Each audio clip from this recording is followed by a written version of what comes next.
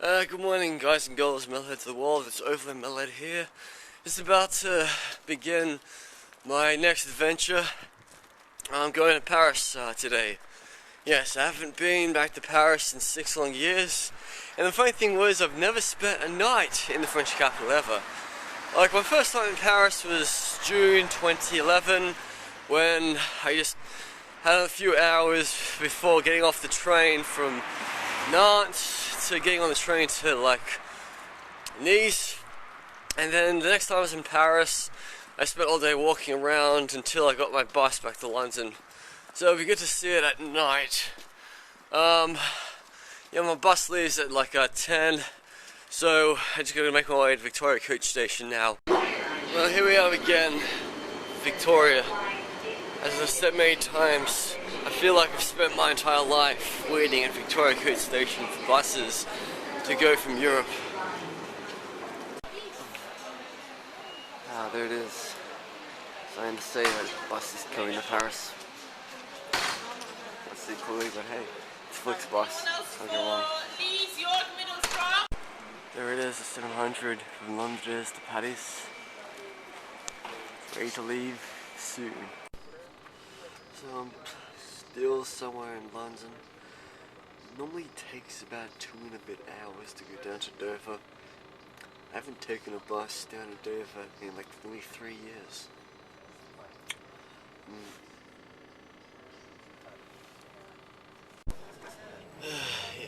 Yes, I've only had 6 hours sleep this morning. I just couldn't get to bed until 1 o'clock.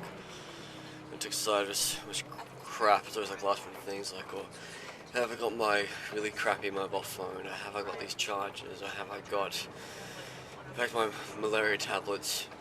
Or have I got a good book to read? Or, yeah, do I have enough medication? Because, yeah, so it's gonna get some shut-eye before the border. So, here we are, really about to get to the French border. Got my British passport ready, and I've only got 9 pages left. So I'm kind of hoping that they don't stamp me when I go to French Guiana tomorrow. I mean, I think they do have to stamp me if I enter, when I enter from Suriname, Brazil. That's what I've heard. Okay, just gone through the passport control, British side.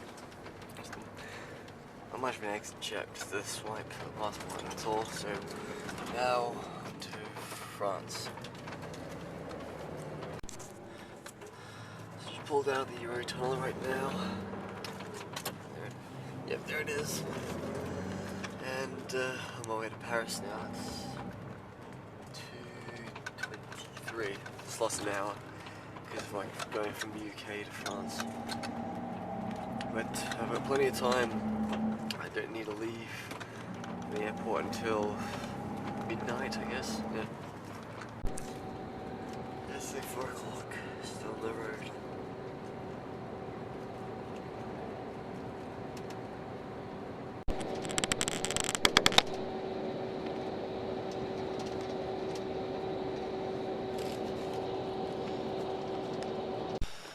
So I just stopped off somewhere between Lille and Paris, just for half an hour.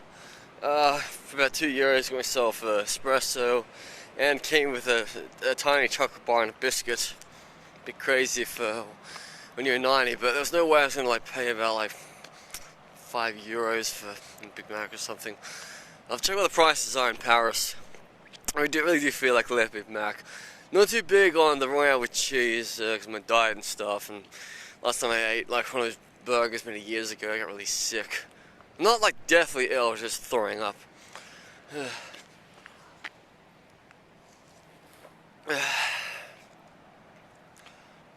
Yeah.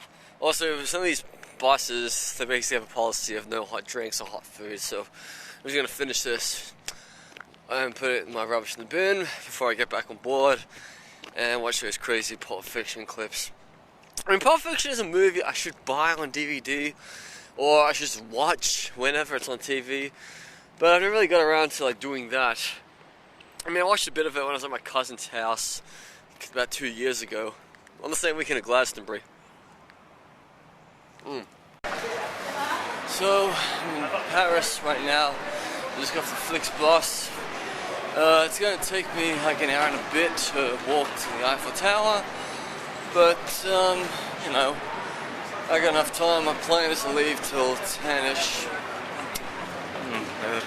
These snacks are priced €4, which is, yes. So, let's have a look around now. I've got my anti-theft things. I've got a cover on my bag, stop people from getting inside it. And then with this jacket, stop pickpocketers, yes. So not far from the bus station over there, just realized if I cross this bridge I'm heading, I'm going to be able to get to the Grand Mosque of Paris, which is quite a bit of a history because the Imam in World War II, he protected so many Jewish people. Even this famous Tunisian Jew singer who basically came to the Imam for protection, and the Imam said, okay, if the Nazi authorities ask, I can show you that your father has a tombstone in my cemetery with his family name. So I just got myself some McDonald's from up the road, just €4.10, and it's Le Petit, like a cheeseburger or something, and a small drink. I was going to pay €4 for Le Big Mac, and I just couldn't seem to find a Royale cheese. There it is, the Grand Mosque of Paris. I guess the side door entrance. Kind of like makes you, when you look at them, reminds you in Morocco or Algeria or Tunisia. Because they built this mosque for the North African immigrants to Paris in the early, 20th century. Like even before the countries were even independent in the 1950s. And here we are, this is the Grand Mosque of Paris. So much history has gone inside there behind closed doors, especially in World War II.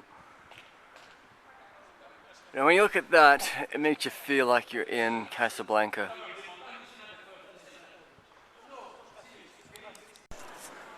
So I was looking for the ruins of Notre Dame, and I found this big thing here. I don't really know my French landmarks and stuff, but I think this is the Parthenon or something. Where they bury the famous dead, like all the French leaders, like Napoleon, must be buried here, I guess.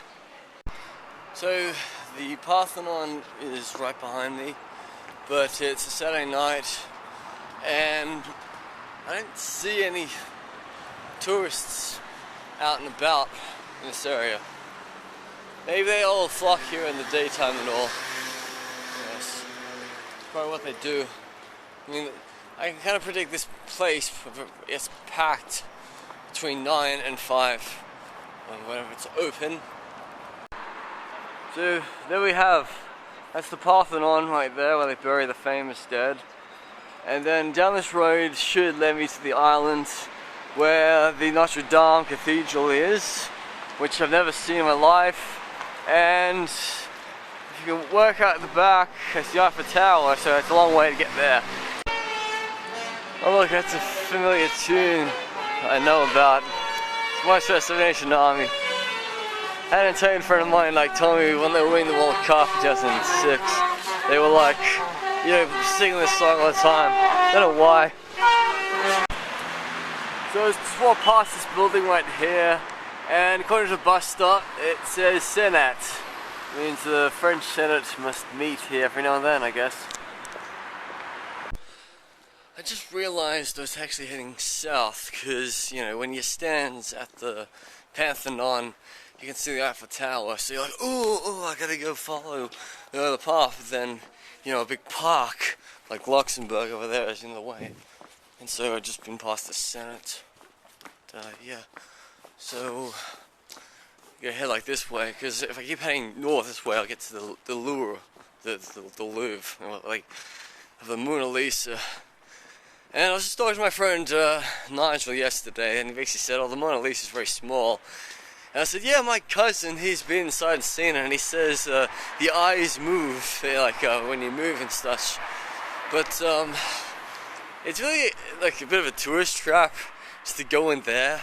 And let's not forget, it's at least €20-ish to get inside the Louvre.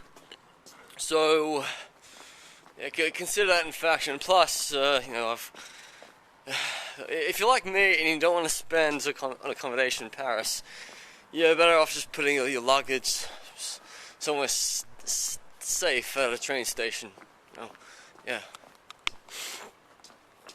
This is a shout out to my good mate John the Lion.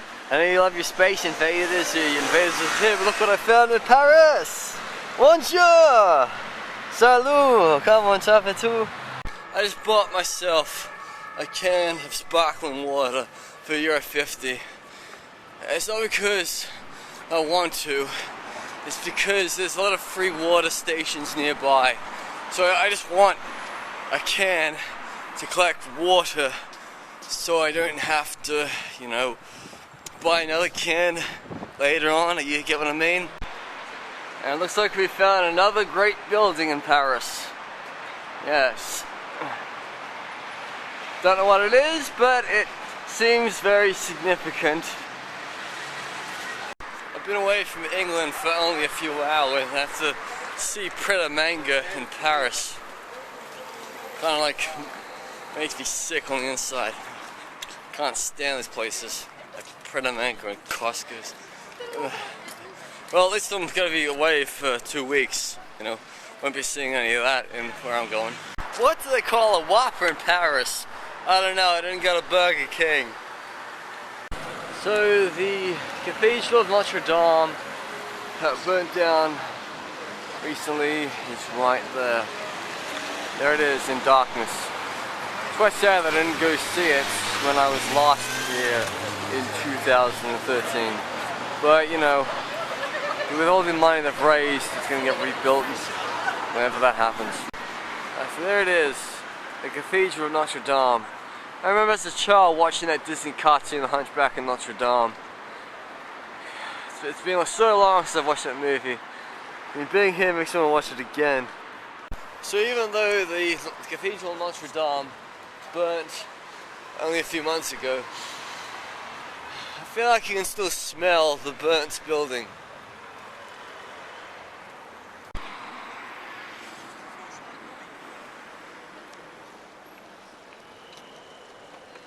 Now this here, my friends, is a tourist trap. €2 to use a telescope to look at the Notre Dame Cathedral. Or you can just look at it with your own eyes. Or even better, put yourself a pair of glasses and zoom in on it. You know, like, don't waste your hard-earned money on crap like that. So you can't really see this clearly at night. This is the Notre Dame fenced off. That's just a walkway. Yeah.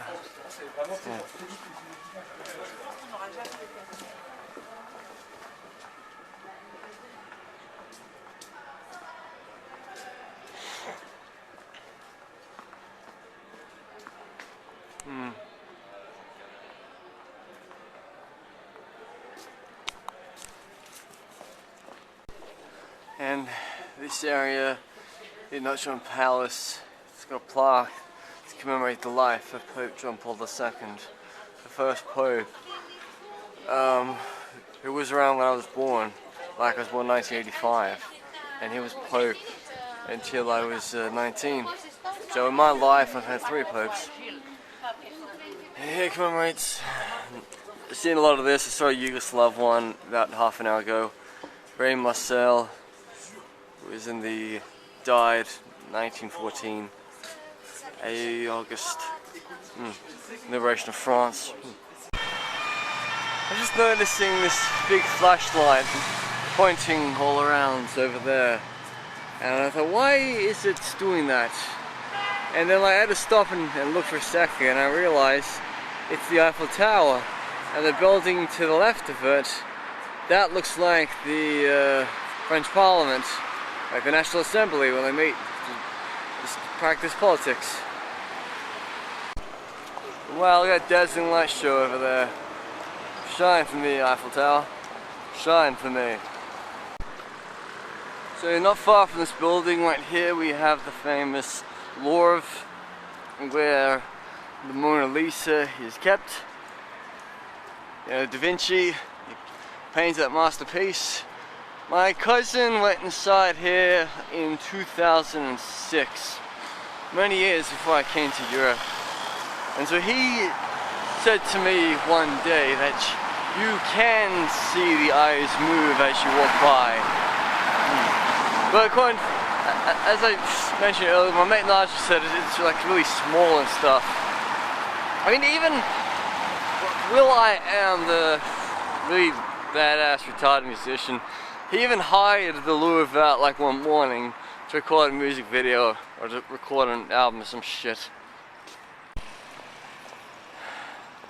And Paris is always beautiful at night. You get that flashing light from the Eiffel Tower up there. A big like war memorial right here. A Ferris wheel. And the famous Louvre. Wow, I just can't believe I'm standing here.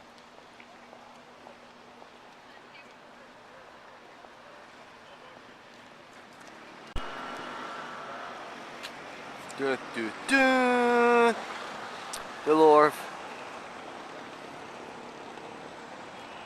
Oh my god, I just witnessed a car crash. Just witnessed that car over there smashed that car. See that black bomb was going there?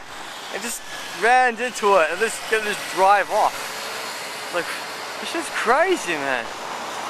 You know?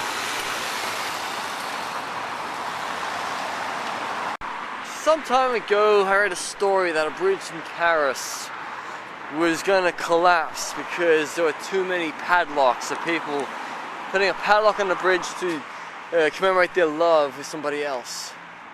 And so this bridge to me looks pretty new, but the fad of putting a padlock on a bridge is still happening. Now, as I walk up across this brand new bridge, looks to me it's like less than 10 years old, I see the French Parliament. I don't really remember seeing this when I first came to Paris in 2011.